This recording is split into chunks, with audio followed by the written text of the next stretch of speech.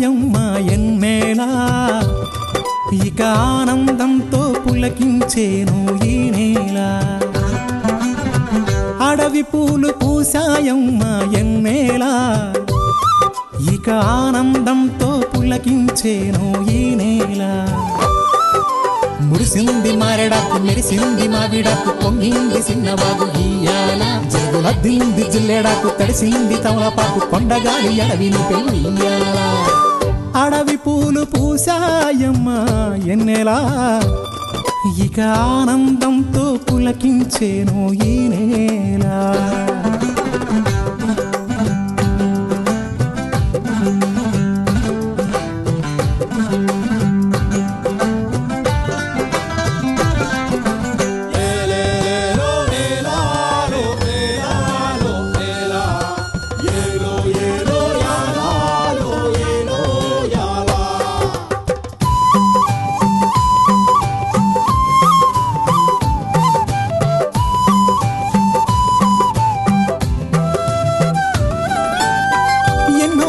సిన్నాసలున్నాయి ఎన్నో ఊసులు పంచుకున్నాయి కలిసే తోడుగా బతికేలా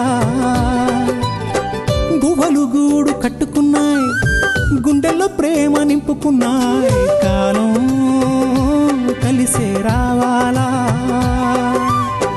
ఈ అడవే మా ఊరు కారడవే కన్నూరు ఈ చెట్టు సేమలు మాకు చుట్టాలే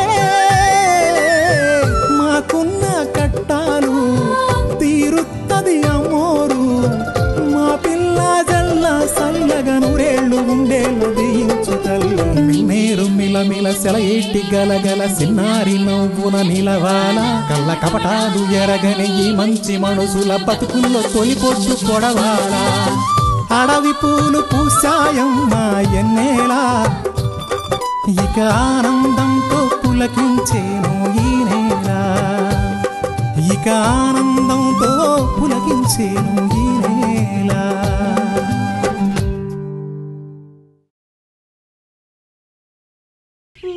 ఏ ముడి విప్పమంటావు అని అడిగితే ఉడతాడు విప్పమన్నావు. అదే చేతి ముడి విప్పమని అడుగుంటే మిగతావి నువ్వే విప్పుకునేవాడివిగా.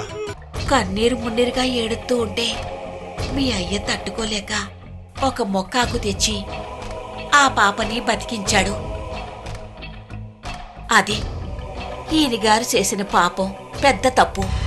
ఆ పాప పేరు పల్లవి. కొన్ని రోజుల తర్వాత ఆమె మళ్ళీ నా దగ్గరికి వచ్చినది. ఆ మొక్క నాకు కావాలని అడిగింది. ఆ మొక్కని ఆమెకి ఇవ్వడానికి కాదు కదా, కనీసం చూపించడానికి కూడా ఒప్పుకోలేదు.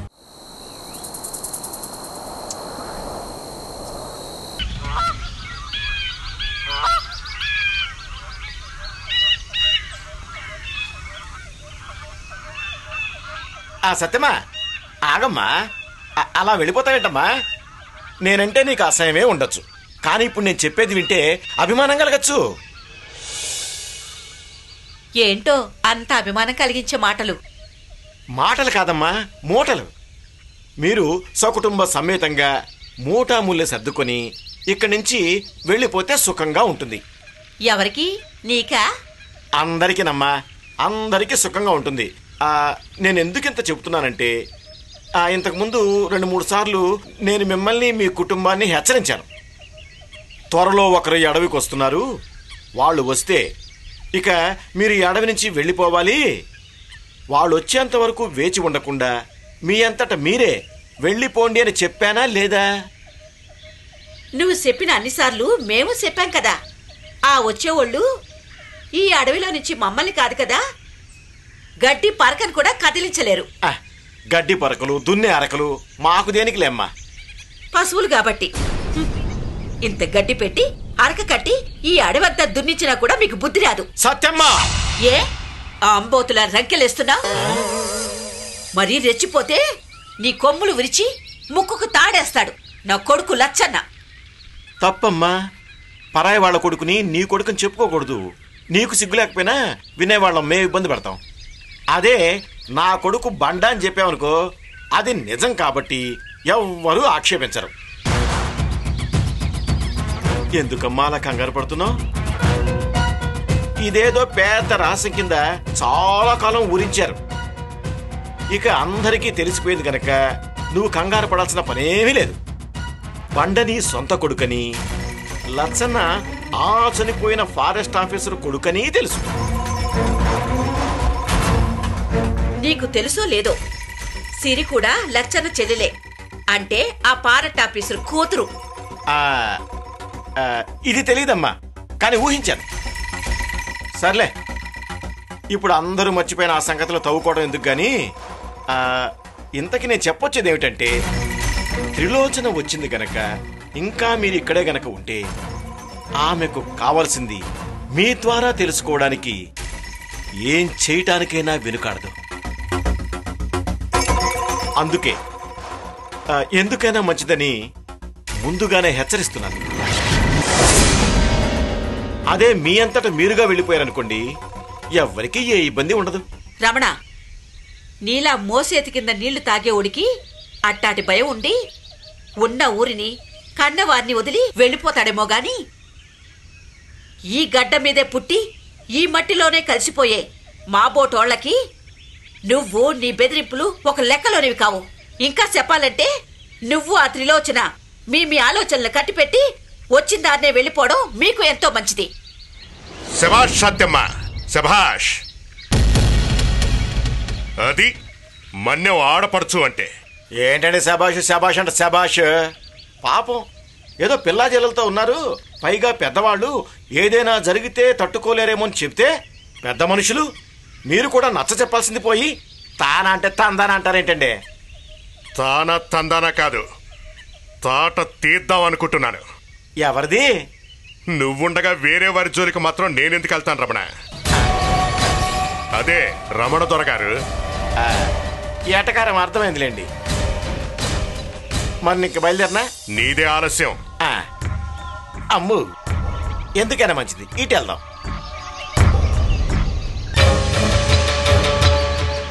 చూసారా దొరా, మమ్మల్ని ప్రతి న్యూస్ ఇట్టానే పీడిస్తున్నాడు. బాధపడకమ్మా, అయినా ఇంకెంతకాలం? వీడి పీడ విరగడయ్యే రోజు త్వరలోనే వస్తుంది. నువ్వు ఇంటికెళ్ళమ్మా.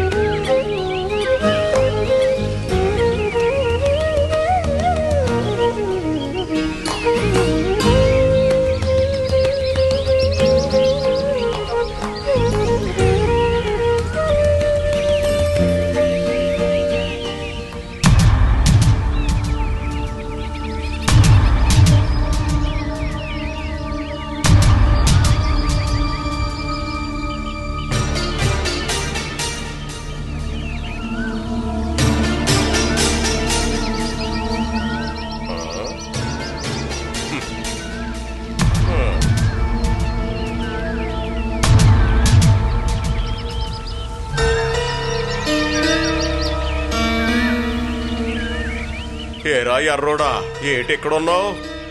ఏం లేదు రాజమయ్య, పొరుగుగూడు నుంచి నా స్నేహితుడు కూడా వస్తానన్నాడు. వాడిని మన గూడులో తీసుకెళ్దామని నేను ఇక్కడ ఎదురు చూస్తున్నాను. ఎందుకు రాజమయ్య అలా నవ్వుతున్నావు? నేను ఇప్పుడు ఏమన్నానని? నీ స్నేహితుడు అన్నావు కదా. అవును, అందులో తప్పే ఉంది. పొరుగురు నుంచి నీ స్నేహితుడు వస్తున్నాడు అన్నావు కదా, అతను కూడా నీలాగే ఎర్రోడేనా?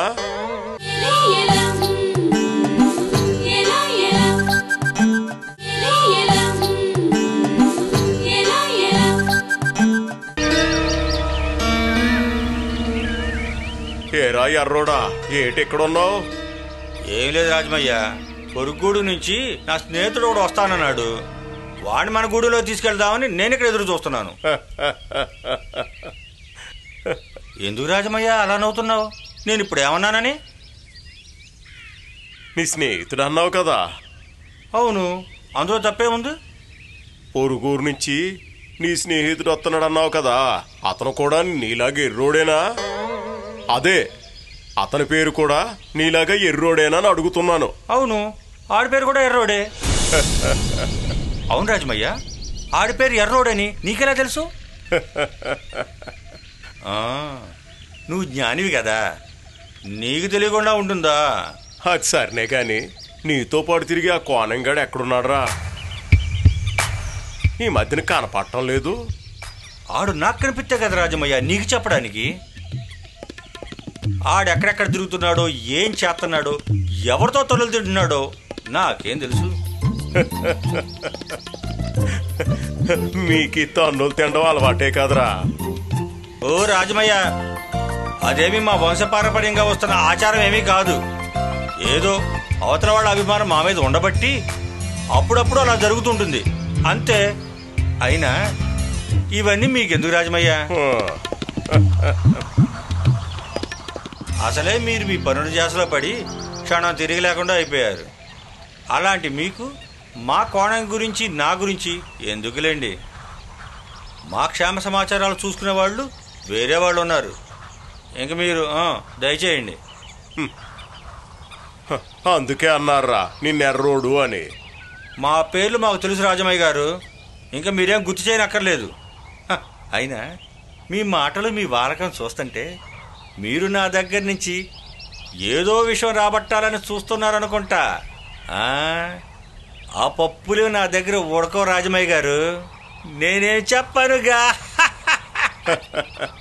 నువ్వేం చెప్పక్కర్లేదురా ఎర్రోడా, అవేంటో నేను తెలుసుకుంటా. అది అలా అనో బాగుంది. ఏది ఒక్కడ చెప్పు చూద్దాం. మొన్న నీకు అందరితోనూ మనువు జరిగిందట కదా. మొన్న జరగడం ఏంటి, నాకెప్పుడో జరిగిపోయింది మనువు. కానీ ఎంతమంది, వాళ్ళ పేర్లేంటి అని మాత్రం అడక్కు, ఎందుకంటే నాకే సరిగ్గా గుర్తులేదు.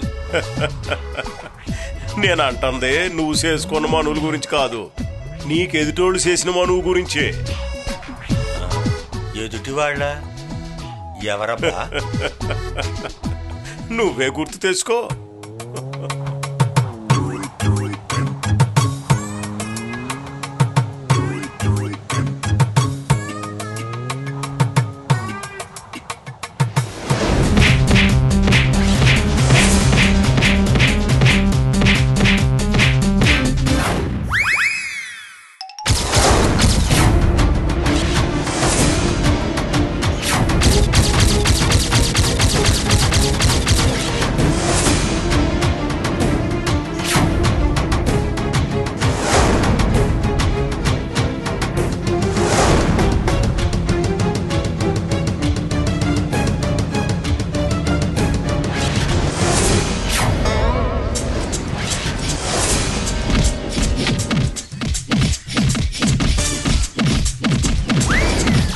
బాబోయ్, రాజమయ్య నిజంగానే జ్ఞానే, లేకపోతే నా ముఖం చూసి జరిగిందంతా ఎలా చెప్పేస్తాడు? ఎరా ఎర్రోడా, నేను చెప్పింది అబద్ధం చెప్పు. అబ్బే అదేం లేదు రాజమయ్య, ఇందాక చెప్పాను కదా, ఎదుటి వాళ్ళకి నా మీద ఉన్న అభిమానం అంతే.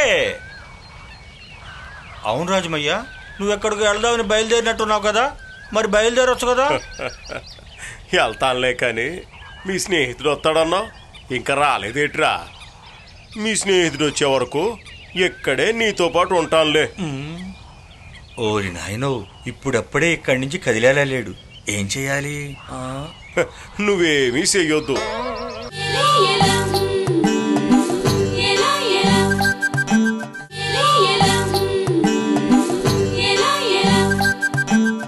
నా ముఖం చూసి జరిగిందంతా ఎలా చెప్పేస్తాడు? ఎరా ఎర్రోడా, నేను చెప్పింది అబద్ధం చెప్పు. అబ్బే అదేం లేదు రాజమయ్య, ఇందాక చెప్పాను కదా, ఎదుటి వాళ్ళకి నా మీద ఉన్న అభిమానం అంతే. అవును రాజమయ్య, నువ్వెక్కడికి వెళ్దామని బయలుదేరినట్టున్నావు కదా, మరి బయలుదేరొచ్చు కదా. వెళ్తానులే కానీ మీ స్నేహితుడు వస్తాడన్నావు, ఇంకా రాలేదేట్రా?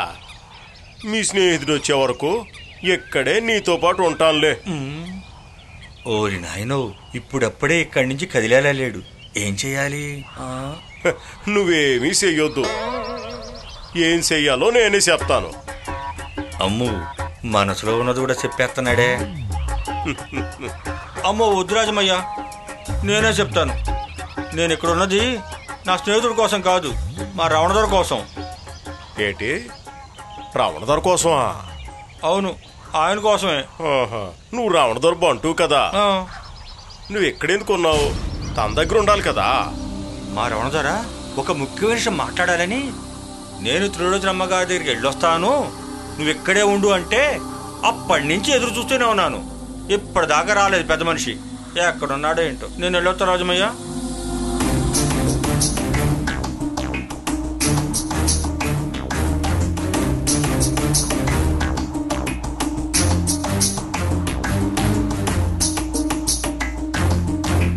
తల్లి, వీళ్ళ వల్ల ఈ గూడెనికి ప్రమాదం రాకుండా చూడు తల్లి.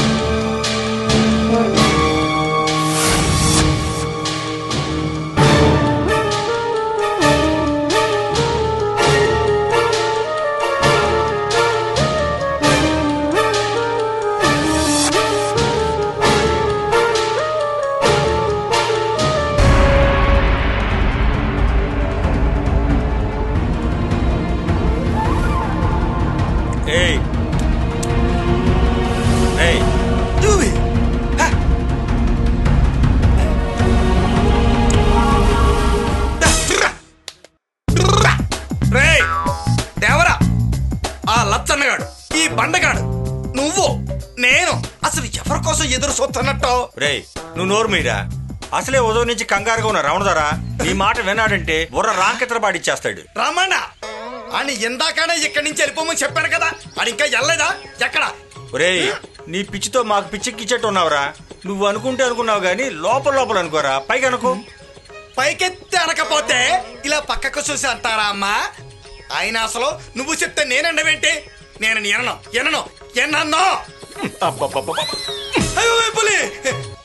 ఏంట్రా ఈడు గొడవ? ఏమంటాడు?